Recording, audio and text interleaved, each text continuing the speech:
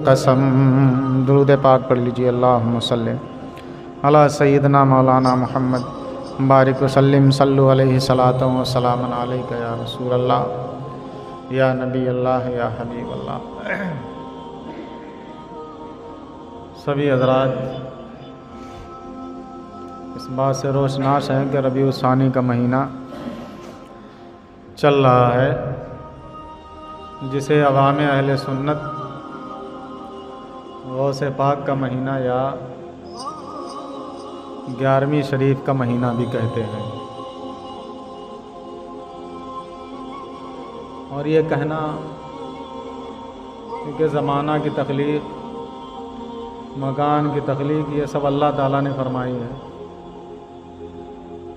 लेकिन फिर भी बंदों की तरफ मंसूब किया जाता है। ये कहना भी वजह है, वो खुद फरमाते हैं। सैयदना शेख अब्दुल कादिर जिलानी खुद फरमाते हैं, वमा मिनहा शुहूरुन औ दुहूरुन तमुर्रु व तनक़ज़ी इल्ला ताली। कहते हैं ज़माना है, महीने हैं, ये दुनिया में बाद में जारी होते हैं, पहले मेरे पास आते हैं, मेरी बारगाह में हाज़िरी देते हैं। वमा मिनहा शुहूरुन औ दुहूरुन तमुर्रु व तनक़ज़ी इल्ला ताली। चाहे कोई महीना हो, कोई ज़माना हो, वो गुज़रता है तो गौसियत माब रज़ी अल्लाह ताला अन्हु की बारगाह में हाज़िरी देता है। अच्छा, ये अब्दुल कादिर का कहना कहाँ तक दुरुस्त है, तो आओ कुरान से पूछते हैं। तो कुरान औलिया के लिए ज़माने को लपेटने का तज़किरा करता है, मकान को भी लपेट दिया जाता है औलिया के लिए, ज़माने को भी लपेट दिया जाता है। वो काम जो सालों साल में होते हैं, वो चंद लम्हों में अल्लाह वाले करके दिखा देते हैं। ये मेरी ज़बानी नहीं, या मैं नहीं कह रहा हूँ, ख़ुद कुरान आप उठाइए, सूरह नमल की तिलावत करेंगे, उसमें हज़रत सुलेमान अलैहिस्सलाम का तज़किरा है और मलिका बिल्कीस का। मलिका बिल्कीस का तख्त 900 मील दूर था आपके तख्त शाही से। चूँकि अल्लाह रब्बुल इज़्ज़त ने आपको हुकूमत इंसानों पे भी अता फरमाई थी, जिनों पे भी अता फरमाई थी, हवाओं पे भी हुकूमत थी आपकी, और वो दौर जादूगरी का दौर था। सारी किताबें जो है क्या, वो सैयदना सुलेमान अलैहिस्सलाम ने ही जादूगरी की छीन छान करके जो है क्या ज़ेरे ज़मीन दफन की थी। और जादू का जो है क्या, वो कला और कमा किया था। एक मर्तबा आपका हुदहुद उड़ते हुए पता नहीं कहाँ चला गया, क्योंकि वो आपका खबरी था। जब आने में देर हुई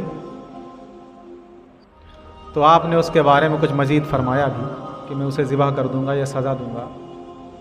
जब हुदहुद आता है तो वो एक ऐसी ख़बर लेकर के आता है जिससे हज़रत सुलेमान अलैहिस्सलाम उससे खुश हो जाते हैं।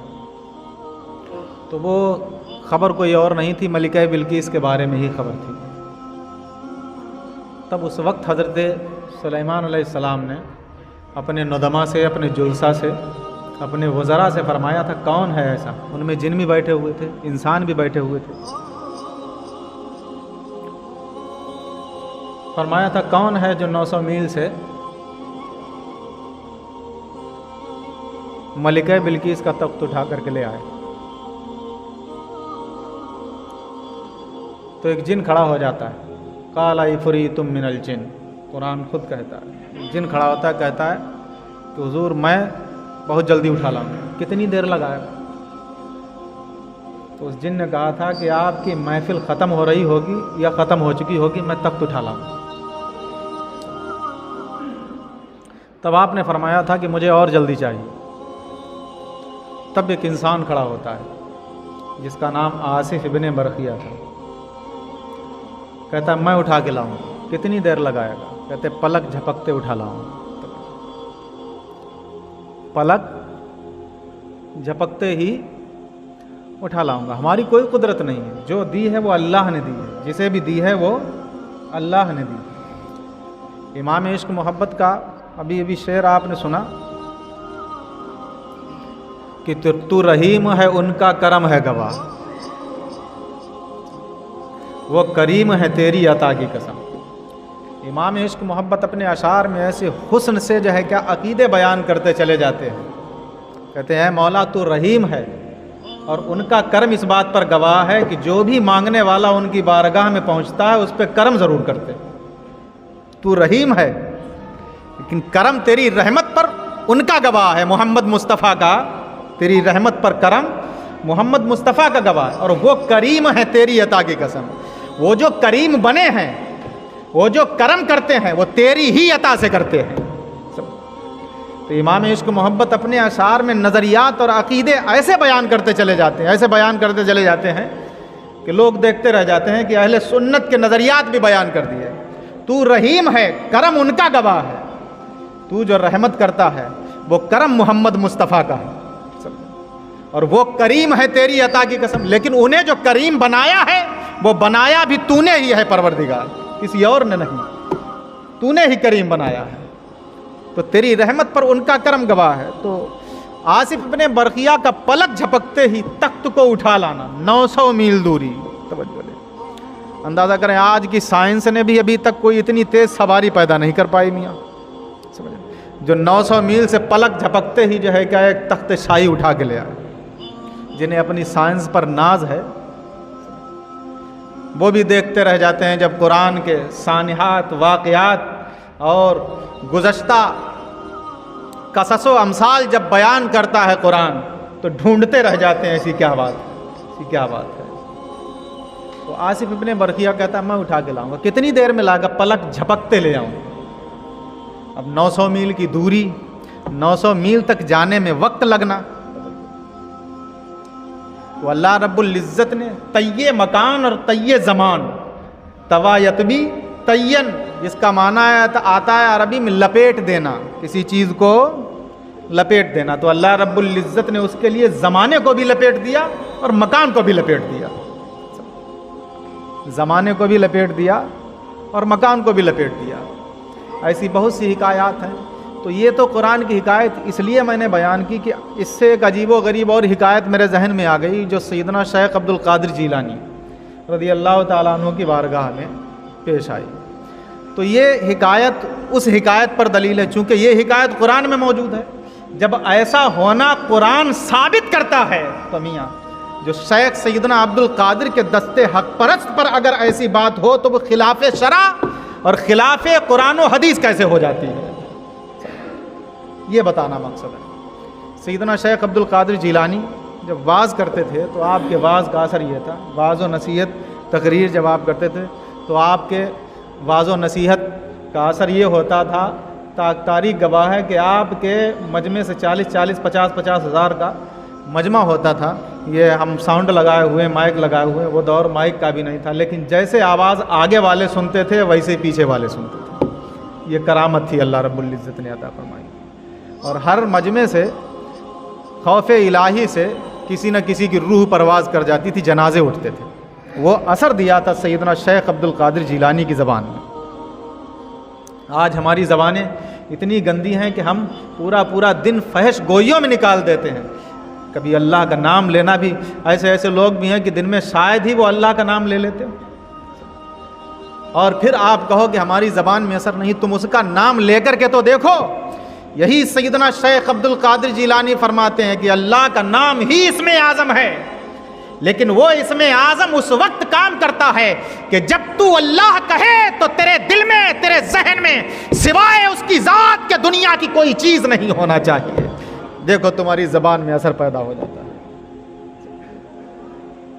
ज़बान में असर पैदा होगा, लो तो उसका नाम दिल से। तो सैयदना शेख अब्दुल कादिर जीलानी रज़ी अल्लाह ताला अन्हु बाज़ फरमा रहे थे। आपने जब नबी पाक सल्लल्लाहु ताला अलैहि वसल्लम के मेराज पर जाने का किस्सा बयान किया तो एक शख्स खड़ा हो जाता, कहता है सातों आसमान की सैर की आपने, जन्नत का भी नज़ारा किया, दोज़ख को भी देखा, लामका की सैर की, रब से हम कलामी हुई। ये सारी बातें जब सुनते हैं और सुनने के बाद जब आप कहते हैं कि ये सिर्फ लम्हे भर की बात है, लम्हे भर में जब आप अपने घर से निकले थे तो कुंडी जब वापस आए हैं और वुज़ू करके गए थे, कुंडी हिल रही थी और वुज़ू का पानी बह रहा था। और एक आसमान की मोटाई तारीख बताती है कि 500 वर्ष का रास्ता है, और एक आसमान से दूसरे आसमान का फासला भी 500 वर्ष का रास्ता है। ये सारी चीज़ें तय होने के बाद फिर ज़मानो मकान को उबूर कर जाना। एक तो ये है कि मियाँ यहाँ से उठकर वहाँ चले जाओ, वहाँ से उठकर वहाँ चले जाओ, ये मकान है जहाँ मकान का तसव्वुर ख़त्म हो जाता है। अल्लाह रब्बुल इज़्ज़त ने उस जगह अपने हबीब को बुलाया जहाँ यहाँ वहाँ कहाँ और जहाँ का भी तसव्वुर लफ्ज़ों से ताबीर करना ही मुमकिन नहीं है, वहाँ बुलाया था, वहाँ बुलाया। जब ये बात आपने फरमाई कि चंद लम्हे में हुआ, तब एक खड़ा हो जाता है, ऐसा कैसे हो सकता है चंद लम्हे में? मैं नहीं मानता।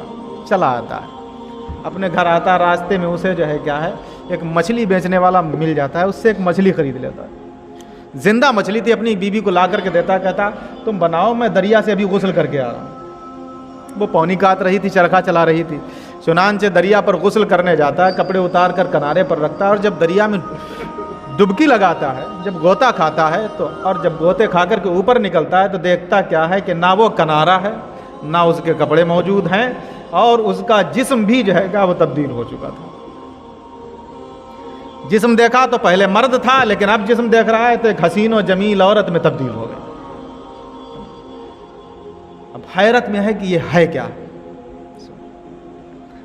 हैरत में है कि क्या है। चुनांचे बाहर निकल करके एक पेड़ की आड़ में एक शहजादा गुजरता है, उधर से देखता है हसीन और जमील औरत बैठी, अपनी चादर उड़ाता है और अपने साथ ले जाता है। निकाह करता है, 7 बच्चे होते हैं। कितने होते हैं? 7 बच्चे होते हैं। फिर सहेलियों के साथ नहाने के लिए उसी घाट पे आता है, एक घाट। फिर जब डुबकी लगाता है, गोता खाता है तो, और जब गोता खा करके ऊपर निकलता है तो देखता है वही मर्दाना जिस्म है, वही किनारा मौजूद है, वहीं कपड़े रखे हुए, वहीं कपड़े रखे हुए, कपड़े पहनता है, हैरत में डूबा हुआ है, दिमाग काम नहीं कर रहा, ये मामला क्या है।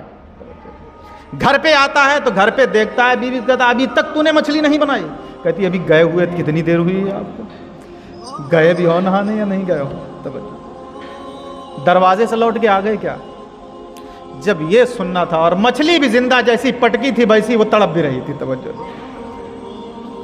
जब ये सारी बातें देखता है तो अक्ल के दरीचे खुल जाते हैं। दौड़ता हुआ मजमे सैयदना गौसे आजम में पहुंच जाता और कहता है कि हुजूर, मैं गवाही देता हूं कि मोहम्मद मुस्तफ़ा लम्हे भर में नहीं, लम्हे से छोटे लम्हे में इतना सफ़र करके आ गए हैं। मैं गवाही देता हूं। तो ये बातें कुरान में भी मौजूद हैं। कुछ चीज़ें क्या होती हैं वो हकीकतन इबारत में मौजूद होती हैं, कुछ चीज़ें होती हैं वो इशारतन मौजूद होती हैं, कुछ चीज़ें होती हैं जो दलालतन मौजूद होती हैं, कुछ चीज़ें जो है क्या वो इक्तिज़ान मौजूद होती हैं। जो पढ़े लिखे होते हैं वो दलालत भी समझ लेते हैं, इशारा भी समझ लेते हैं, इक्तिदा भी समझ लेते हैं, इबारत भी समझ लेते हैं। और जो लोग सिर्फ अपने अक्ल के घोड़े दौड़ाते रहते हैं, कुरान को पढ़ने के लिए और समझने के लिए सबसे पहले चाहिए आप मोहम्मद मुस्तफ़ा से इश्क कीजिए, तभी आपको कुरान समझ में आएगा।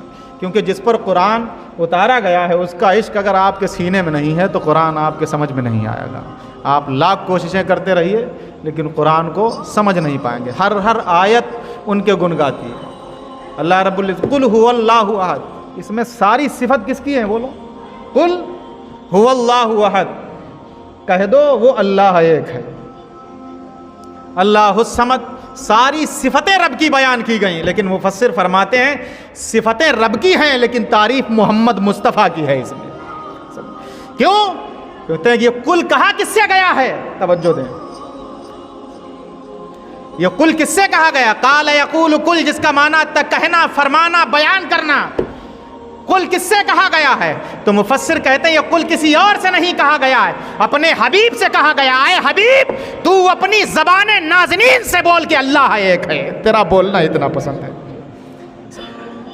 तू अपनी ज़बाने नाज़नीन से बोल,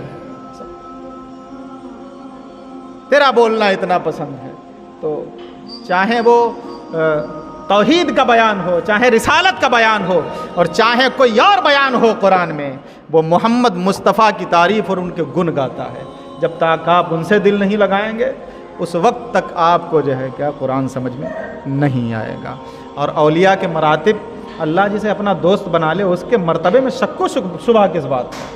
समझ इमाम इश्क मोहब्बत फिर अकीदा देते हैं, कहते हैं मैं तो मालिक ही कहूँगा कि हो मालिक के हबीब। जब आपने हमें अपना हबीब बना लिया, आप कहते हो हम मोहब्बत भी कर रहे हैं और आप हमारी कमियां भी तलाश कर रहे हो, तब फिर आप मोहब्बत कैसी? झूठे हो आप कहते हो हम मोहब्बत भी करते हैं। मोहब्बत में कमियां दिखाई नहीं देती जब मोहब्बत होती है मियाँ। इंसान भी बड़ा खुदगर्ज है कि जब पसंद करता है तो बुराइयां नहीं देखता है, और जब नफरत पे उतर आता है तो फिर अच्छाइयां दिखाई नहीं देती उसे। तो पसंद कोई आ जाए तो फिर उसकी बुराइयां दिखाई नहीं देती, और नफरत जिससे हो जाती है उसकी फिर अच्छाइयां दिखाई नहीं देती। तो मोहब्बत हुई ही नहीं है। इमाम इश्क मोहब्बत कर फरमाते मैं तो मालिक ही कहूँगा कि हो मालिक के हबीब, यानी महबूबो मुहिब में नहीं थे मेरा तेरा। महबूब जिससे मोहब्बत की जाए, मुहिब मोहब्बत करने वाला। जब मुहिब महबूब से मोहब्बत कर लेता है तो फिर महबूब और मुहिब में ये नहीं रहता ये तेरा है, ये मेरा है, ये अपना है और ये पराया है। जो तेरा है वो मेरा है, जो मेरा है वो तेरा है। अस्तगफिरुल्लाह रब्बी मिन कुल्लि ज़ंबि व अतूबु इलैह। सुन्नतें अदा कर लीजिए जिन हज़रात ने।